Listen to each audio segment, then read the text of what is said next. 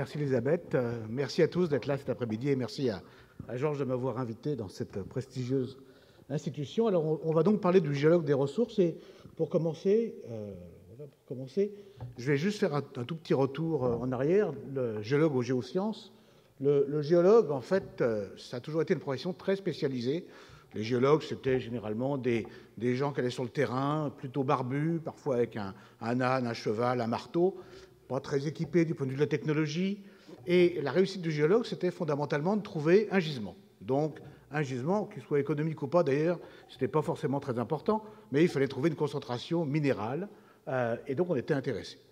À l'époque, on se remonte là peut-être il y a 50 ans, la géologie était une science analogique, hein, ça ressemblait un petit peu à la classification des nuages. Alors donc il y a les stratus, les cumulus, et puis nous on avait la même chose, on avait des classifications de gisements qui permettaient de se situer dans la géologie. On opposait à ce moment-là, et très tôt, les volets géologie de terrain, ceux qui travaillent vraiment, et les métallogénistes, ces doux rêveurs, qui donc imaginaient les gisements du futur. Le géologue des ressources était d'ailleurs considéré par les mineurs souvent également comme un rêveur. Hein. Vous voyez, il n'y a plus sur Mars il y a 3 milliards d'années, mais il vaudrait mieux nous dire ce qu'il va falloir sur nos salades cette semaine. C'est la même chose pour les mines. Qu'est-ce qu'il va y avoir demain? Donc le géologue, c'est fondamentalement un romancier du paysage. Le géologue fait partie en fait des gens qui doivent répondre à des défis beaucoup plus importants aujourd'hui, qui sont liés aux ressources. Et je vais rappeler quelques-uns de ces défis. Ils ont été longuement documentés hier. J'ai juste pris quelques exemples. On est face à 4 transitions. Une transition énergétique, une transition démographique, une transition durable, ou de durabilité, et une transition géopolitique. La transition énergétique, je ne reviendrai pas là-dessus. On est passé d'une société, dont la métaphore était essentiellement une métaphore biologique, hein, un livre ici composé essentiellement de papier qui vient du bois, d'encre qui vient également de plantes, de reliures, de colle, de gomme arabique, et on est passé à une société essentiellement métallique. C'est relativement surprenant. On est donc passé vraiment du monde agricole, d'une certaine manière, au monde minier. La transition démographique, on a souligné hier largement qu'on avait une augmentation de population. J'ai même vu des extrapolations qui allaient jusqu'à 16 milliards d'habitants. C'est assez clair qu'on a une augmentation considérable de la population qui s'accompagne d'une consommation extrêmement forte des ressources minérales, et c'est simplement lié au fait que la consommation minérale, c'est simplement, on prend la population, on multiplie par le volume de ce qu'on consomme chacun individuellement, et on arrive à la consommation globale. Qu'est-ce qu'on consomme actuellement? Vous avez ici ce qu'on consomme un Européen au cours de sa vie. Vous avez donc le charbon de 166 tonnes, les roches et sables, le minerai de cuivre, une demi-tonne quand même par vie et par personne, 1350 barils de pétrole, même 60 grammes d'or, 2 onces. Et si on représente aux teneurs actuelles ce que ça représente pour chacun un trou de 14 mètres de profondeur, 10 mètres de large, 10 mètres de long. Donc vous êtes tous responsables d'un trou de cette taille-là sur la planète. Okay. Et ça, c'est pour une société civilisée, l'Occident. Il faut se rendre compte que nous représentons une petite partie de la population et que le monde, avec ses milliards d'habitants, aspire essentiellement à consommer comme nous. Or, les Indiens, en moyenne, consomment 340 grammes de cuivre par an. Les Chinois consomment 2,6 kg de cuivre par an et les Français, 8 kg. Or, les Indiens, ils ont envie de vivre comme les Français. Ils aimeraient bien avoir un collège de France aussi bien équipé que ça. Donc, on a un vrai problème parce que non seulement la population augmente, mais en plus la consommation par capita, par personne, augmente de manière très significative. Donc, vous voyez qu'on est face à un mur, là, de est-ce qu'il y a assez de métaux sur Terre? Et la réponse des géologues, c'est généralement oui. C'est un problème non pas de géologie, mais c'est un problème d'économie. Si on y met le prix, on aura ce qu'il faut. La transition durable, on a également un petit peu parlé. Il faut se rendre compte que l'industrie minière, même si ce n'est pas germinal, continue à avoir une image relativement médiocre. Vous avez ici une enquête qui est faite au Canada, donc a priori minier, dans lequel vous avez les différents domaines industriels, depuis l'industrie technologique des ordinateurs, l'électricité, la nourriture, et puis vous avez ceux qui sont en dessous de la moyenne, ceux qui sont dans la moyenne et ceux qui sont vraiment au-dessus. Vous voyez que les mines, le mining, donc, on est 4 lignes avant la fin, c'est un petit peu mieux que la chimie, un petit peu mieux que le pétrole et un petit peu mieux que le tabac. Enfin, pour le reste, on est vraiment en dessous de tout. Okay. Et donc, il y a un vrai problème de performance, mais essentiellement d'évaluation de la performance par le public dans le domaine de la responsabilité sociale des entreprises. Et ça, c'est lié directement au fait qu'on a changé de monde. On était avant sur des entreprises minières qui étaient centrées sur elles-mêmes. Elles regardaient essentiellement leur personnel. D'ailleurs, elles avaient beaucoup négocié avec leur personnel. C'est là où sont nés les syndicats dans le monde entier, fondamentalement. Et donc, la mine, c'était une communauté humaine interne. La mine, c'est plus ça. La mine, c'est devenu quelque chose de beaucoup plus élargi, dans lequel non seulement il y a les gens de l'interne, mais il y a beaucoup les gens de l'externe qui doivent intervenir. Et donc, évidemment, ça pose des problèmes aux compagnies minières, parce que les enjeux sont beaucoup plus larges. Comment pouvoir répondre à ces enjeux-là? Les enjeux sont également devenus plus complexes. Plus complexes parce qu'on était dans des isolats industriels, miniers, souvent tout seul au milieu de désert, et on est maintenant sur une planète peuplée avec des gens tout autour. La mine n'est plus un isolat. Et non seulement elle n'est plus un isolat, mais elle doit également composer avec d'autres volets qui sont les communautés, et qui sont un gouvernement qui se doit de réguler l'activité minière, l'activité des ressources, puisqu'il est redevable à ses électeurs en termes de gestion. Derrière chacun des trois partenaires que vous avez ici, ce qu'on appelle parfois le triangle anthropologique minier, vous avez en fait des groupes internationaux. Vous avez, pour les compagnies minières, par exemple, des agences ou des associations internationales. Vous avez des associations au niveau des gouvernements avec des accords internationaux. On pense au processus de Kimberley, par exemple, pour les diamants, ou aux réglementations pour l'étain qui engagent les gouvernements. Et puis vous avez les communautés qui sont maintenant reliées naturellement aux organisations globales. Je pense en particulier à des organismes comme Mining Watch, organisme qui est né à Vancouver il y a une vingtaine d'années et qui a des émules absolument partout et qui a des collaborations absolument partout, et qui se préoccupe d'avoir des mines plus durables, plus acceptables socialement par l'ensemble de la population. C'est devenu donc beaucoup plus compliqué, et les compagnies minières ont un petit peu de difficulté à intégrer l'ensemble des critères de responsabilité sociale qu'ils doivent avoir. Vous en avez ici 5. Ils doivent payer des taxes et des impôts, ça va au gouvernement, aux communautés locales. Ils doivent fournir des emplois. Or, ça, c'est exactement l'inverse de la tendance actuelle. Les mines sont de plus en plus mécanisées, automatisées, robotisées, et donc il y a de moins en moins de monde dans les mines. Ils doivent construire des infrastructures, mais à qui appartiennent les infrastructures? Au gouvernement ou à l'entreprise? Ils doivent donner des bénéfices sociaux et communautaires, ça c'est quelque chose d'assez classique, je dirais, c'est le patronage assez classique, et ils doivent évidemment respecter l'environnement.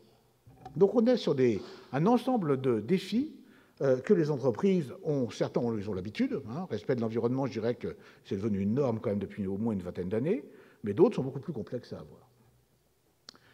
L'autre point qui vient se développer, c'est la position de l'industrie minière dans la vaste industrie des métaux. Vous avez ici un cycle des métaux, l'exploration, l'exploitation, la concentration, la métallurgie, mais ce n'est pas fini. Ça continue ici, évidemment, ensuite dans le design, la fabrication, l'utilisation de produits métalliques, leur élimination éventuellement de forme de déchets, avec une boucle de réutilisation, de recyclage à différents niveaux, et virtuellement tout ceci est alimenté par une demande sociétale pour les métaux et les minéraux. Et les enjeux sont globaux. Or, l'industrie métallurgique, l'industrie extractive, ne représente qu'une partie de cette activité-là. Donc on a un problème de structuration sociale. Les entreprises ne couvrent qu'une petite partie du cycle. Elles sont divisées. Parfois, les gens qui font l'exploration ne sont pas les gens qui font l'exploitation. Les gens qui font l'exploitation ne sont pas ceux qui vont faire le recyclage. Et donc, on a un problème là de dimensionnement des entreprises qui sont généralement trop petites et donc irresponsables, puisqu'elles ne connaissent pas tout le cycle minier. Le dernier élément, la transition géopolitique. Là, vous avez un Barack Obama qui fréquente du beau monde. Et le problème de la transition géopolitique, c'est évidemment l'arrivée des pays asiatiques. Là, on l'a beaucoup souligné. 50% des grues en Chine. Okay, donc, et vous avez les prises de participation chinoises dans l'industrie minérale mondiale depuis dans les années 2010. Okay. Vous voyez qu'en 2004, les points rouges expriment les entreprises que les Chinois ont achetées. Vous voyez qu'en 2009, ils sont déjà bien positionnés en Australie, en Asie, en Afrique australe. Et en 2010, vous voyez qu'ils sont absolument partout dans le monde. Ils occupent, évidemment, il n'y a plus assez de place sur l'Australie pour mettre les points des entreprises chinoises. Évidemment, ils sont extrêmement présents. Très récemment, au Québec, la seule mine de niobium qu'on avait était rachetée par les Chinois il y a exactement un mois et demi. Okay. Donc on est dans une phase où la Chine souhaite évidemment permettre à sa population d'avoir un niveau de vie meilleur, d'avoir donc des ressources minérales. Elle n'en a pas assez chez elle. Elle en importe, elle en achète, mais évidemment, elle va avoir le souci de contrôler l'ensemble de la chaîne, depuis la production jusqu'à la consommation. Alors ça, c'est un vrai enjeu géopolitique. Vous avez sur le petit diagramme à gauche, vous avez également les recrutements des scientifiques chinois dans les universités. Vous avez des millions de personnes, 730 millions. Donc vous voyez qu'en gros, le nombre d'étudiants chinois, on était à moins d'une dizaine de millions, on est à plus d'une trentaine de millions. Pendant une grande phase, ils sont venus étudier dans nos universités, en Europe et en Amérique du Nord, et ils vont le faire de moins en moins, parce que maintenant, ils ont ce qu'il faut chez eux. Et donc, évidemment, ils développent des compétences de plus en plus affirmées. C'est très bien. L'humanité ne peut que s'en réjouir. Derrière la Chine, on l'a évoqué ce matin, il y a l'Afrique. Il y a l'Afrique qui sera donc un tiers de la population en 2100, une population avec un très fort taux de croissance, évidemment, et des ressources minérales qui sont très clairement sous-évaluées, sous-exploitées, et dans lequel le retour, je dirais, financier n'a pas été toujours à la hauteur des espérances que les Africains pouvaient avoir. Donc on est vraiment sur un monde en train de changer, une position des pays qui étaient les pays dominants du XXe siècle dans une position tout à fait différente. Alors qu'est-ce que ça change pour le géologue?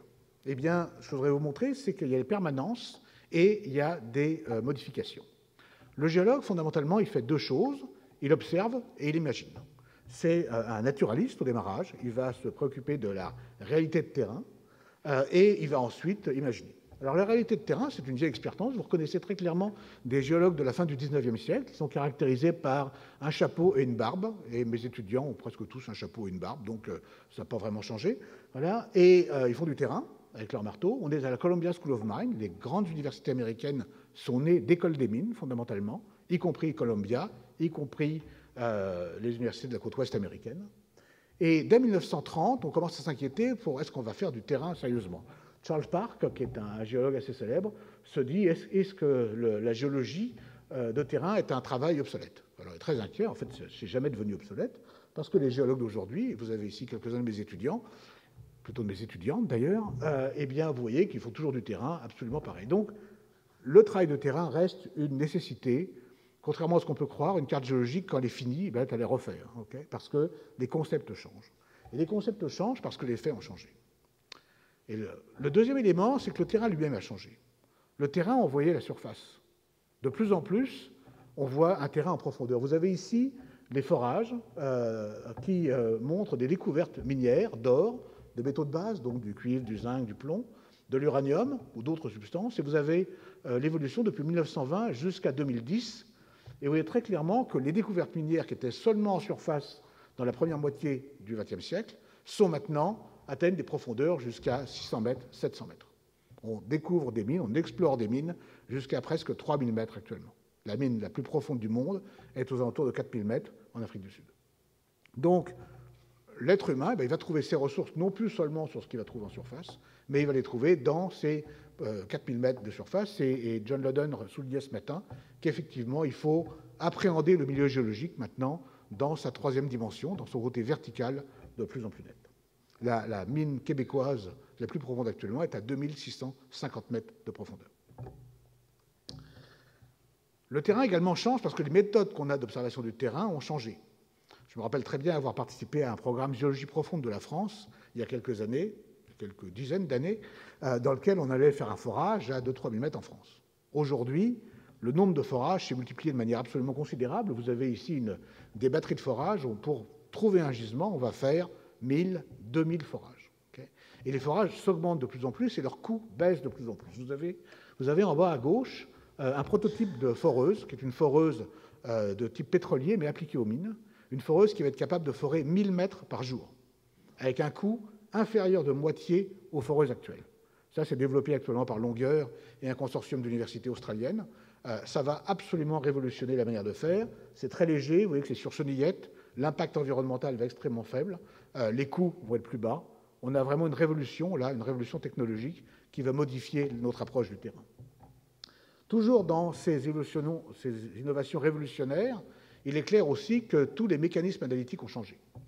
Maintenant, je ne pense pas qu'on peut faire d'exploration minière moderne sans avoir l'instrument qui se trouve à gauche, là, qui est un appareil XRF portable qui permet d'avoir des analyses précises de manière immédiate.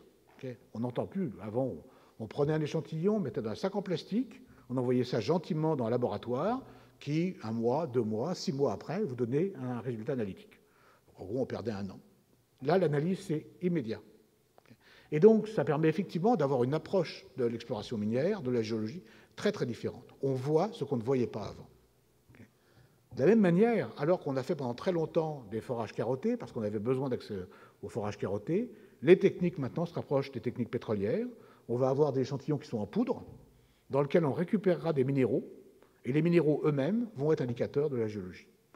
Là, on voit le retour de la minéralogie. Georges est là, donc c'est le moment d'en parler. C'est un domaine disciplinaire qui revient d'actualité. Les universités avaient fait disparaître leurs minéralogistes pendant très longtemps, parce que ça ne servait plus à rien. Je vous annonce un retour des minéralogistes dans les années qui viennent, parce que nos échantillons seront beaucoup plus petits, ils seront en poudre, et on aura besoin à la fois de l'instrument de gauche et de la minéralogie à droite. Alors ça, c'était l'observation. Vous voyez qu'elle a complètement changé, elle a changé de dimension.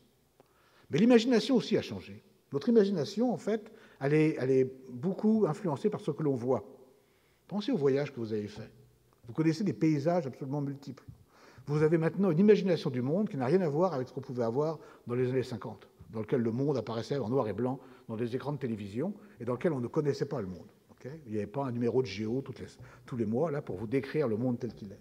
Et donc, on n'avait pas également les outils informatiques qui nous permettent de voir en 3 dimensions. Vous avez ici 2 reconstitutions, un gisement du nord du Québec, un gisement du nord du Saskatchewan qui appartient à Areva.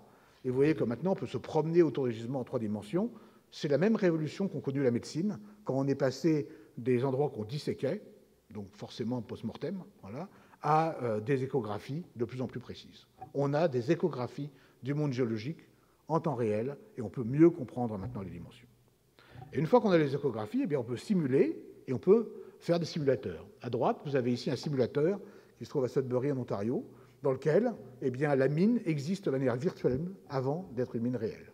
De la même manière qu'on ne confie pas un 747 à un apprenti pilote, on ne confie plus une mine à un apprenti mineur. On va maintenant exploiter la mine de manière virtuelle avec des simulateurs de mine.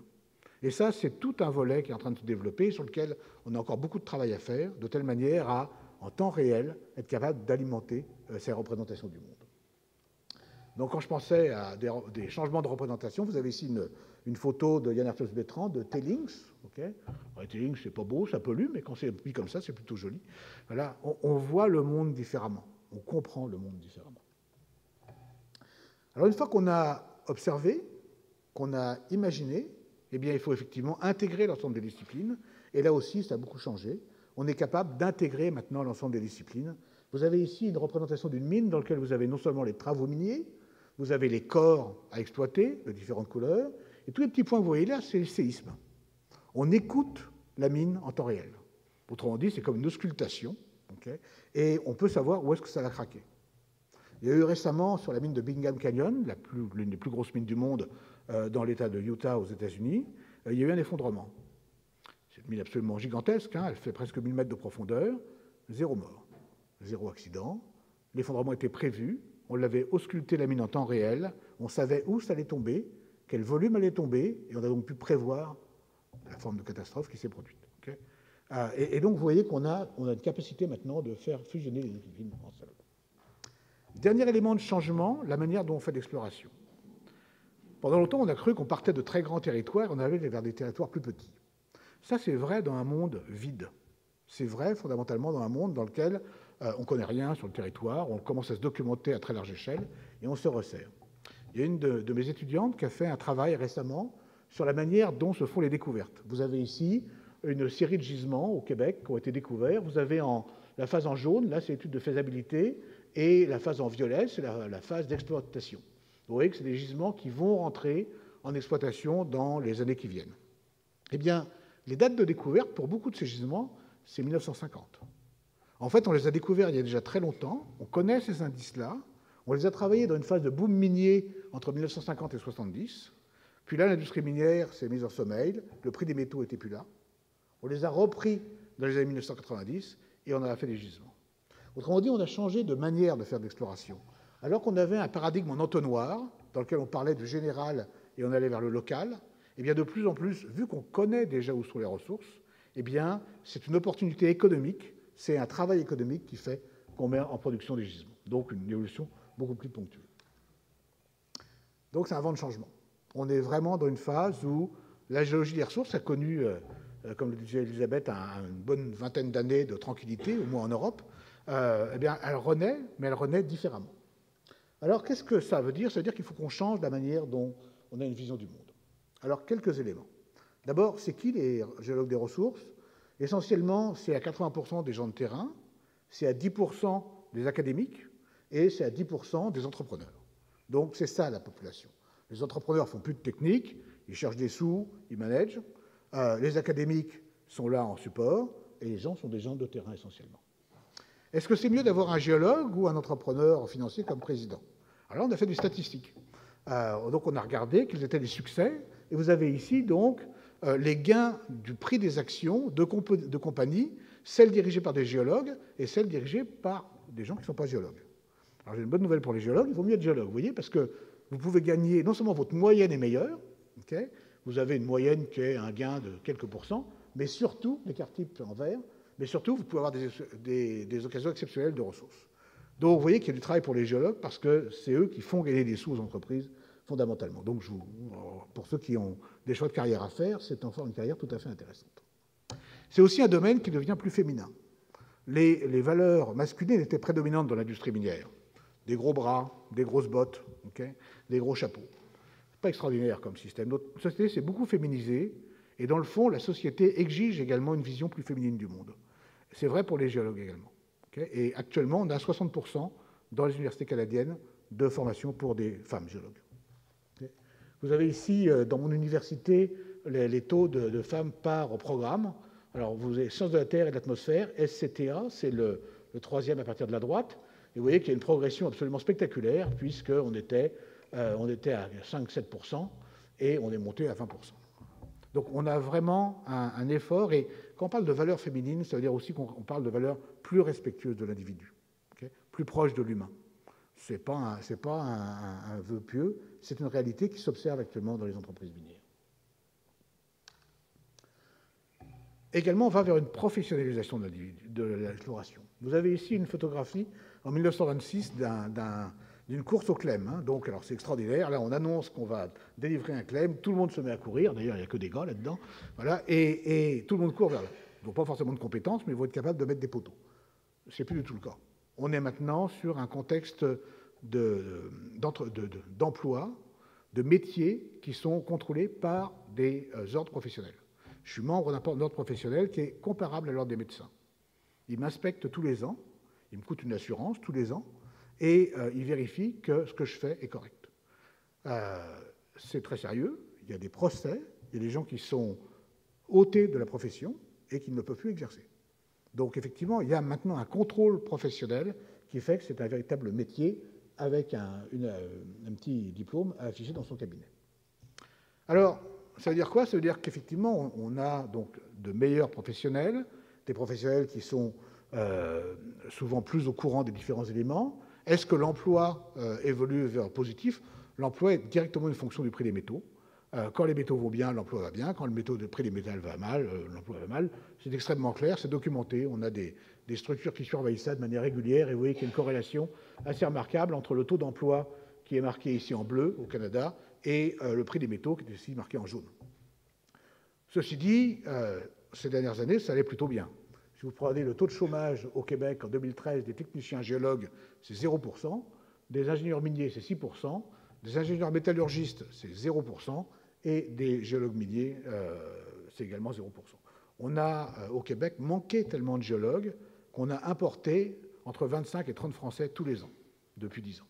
Donc juste pour vous montrer qu'il y a vraiment une activité extrêmement importante. Alors, le métier change, cependant, et il change en fonction, effectivement, de ce que c'est qu'un gisement. Un gisement, je l'ai dit au démarrage, c'était un gisement, c'était une concentration minérale. Et donc, on avait un géologue. Puis après, on a dit, c'est une concentration minérable, exploitable économiquement. C'est encore la définition que vous verrez dans la plupart des manuels. Alors donc, on a appelé un géologue économiste. Mais maintenant, on sait que la définition, c'est plus tout à fait ça. Un gisement, c'est une concentration minérale exploitable économiquement et acceptable socialement. Si vous n'avez pas le volet acceptable socialement, ce n'est pas un gisement. Et donc le géologue maintenant, c'est plus seulement un géologue économiste, mais ça doit être un professionnel qui va au-delà de l'économie, qui va comprendre les autres enjeux. Excusez-moi, je vais faire comme ça. Voilà. Alors, on voit bien que le périmètre général des compétences est en train de s'élargir. Vous avez ici 2 projets de recherche auxquels j'ai participé, le premier au Canada, le deuxième en France, et on voit l'assemblage des compétences qu'il a fallu construire pour répondre à ces enjeux. Le premier, c'est un indice du risque social. On voulait évaluer quel était le niveau de risque pour les projets miniers à partir des considérations sociales. Pour faire ça, on a besoin de gens de sciences politiques, de gens en communication, en droit, en sciences de la terre, en sociologie, en économie et en gestion. Deuxième projet de recherche, qui préfigure les géologues de l'avenir, c'est le projet Gazouille, c'est le problème du gaz de houille en Lorraine, dans lequel il y a un projet par une compagnie australienne, et la question était, est-ce que c'est acceptable socialement? Pour répondre à cette question, il faut des psychologues qui sont allés sur le terrain, il faut des géographes, des historiens, des droits privés et publics, également des géologues, des économistes et des sociologues. Vous voyez donc, on a une palette maintenant de compétences qui est tout à fait différente, et le géologue, avec son petit marteau qui était tout seul, et qui faisait les géosciences, eh bien maintenant, il faut qu'il ait non seulement derrière les géosciences de la géophysique, de la géochimie, de la géologie, ce qui est assez classique, mais il doit avoir également des technologies minières, comment on va exploiter ça de manière propre, ce qui veut dire donc avoir des compétences en logistique, en communication, en innovation. Il va avoir besoin de capitaux, et là, ça prend à ce moment-là des gens en géopolitique, ça c'est du québécois, excusez-moi, ça nécessite des éléments de macroéconomie, et il lui faut également des bons éléments de gestion, et derrière les éléments de gestion, il y a des communications, du droit, de la gouvernance, une approche de la responsabilité sociale et environnementale, des éléments de sociologie, d'anthropologie, d'histoire. On ne va pas travailler en Nouvelle-Calédonie comme on irait travailler en Chine ou dans le Larzac, et évidemment de la gestion des ressources humaines. Donc, vous voyez que c'est devenu un homme orchestre beaucoup plus complexe. Et la question qui se pose, c'est comment on va former ces gens-là? Est-ce qu'on doit former seulement des géologues ou est-ce qu'on doit former des assemblages? Autour du développement durable, l'économie, l'environnement et la société, eh bien, on a des compétences techniques autour de l'économie et de l'environnement, mais il nous faudra également avoir des compétences du point de vue social. Et donc, on est là face à un défi de formation extrêmement clair, jusqu'où on peut étirer les compétences, jusqu'à quel niveau on peut aller pour des gens qui vont être des hommes orchestres. Alors, il y a des formations qui commencent à être innovantes. Je vais vous donner 2 exemples. On a créé, par exemple, au Québec, le premier MBA, un Master en Business Administration, un certificat de gestion combiné des aspects miniers. Les gens qui font de la gestion, ils vont faire également des mines, ils vont être capables d'avoir tous les enjeux en même temps. Ça, c'est nouveau, c'est les premiers qui sortent, ça fait 4 ans qu'on fait ça. On voit bien également que dans plusieurs endroits, en particulier en France, il va falloir combiner les enseignements de géosciences avec des environnements de gestion et également des environnements de sciences humaines. Donc on a vraiment ces éléments-là à faire. En conclusion, eh bien, le premier élément, c'est comme le diraient les Chinois, les défis sont des opportunités, ça on le sait tous. On a des nouveaux types de gisements pour répondre aux besoins, on a des nouvelles manières d'explorer et de représenter le monde, on a de nouvelles valeurs à acquérir pour l'industrie minérale. On a déjà eu une ouverture vers l'environnement, il faut maintenant qu'on ait une ouverture vers les sciences sociales, et il faut vraiment prendre compte que la demande qui nous est faite par la société et par les gouvernements, ça fait partie du panorama que va avoir l'industrie minière dans les années qui viennent. Merci de votre attention.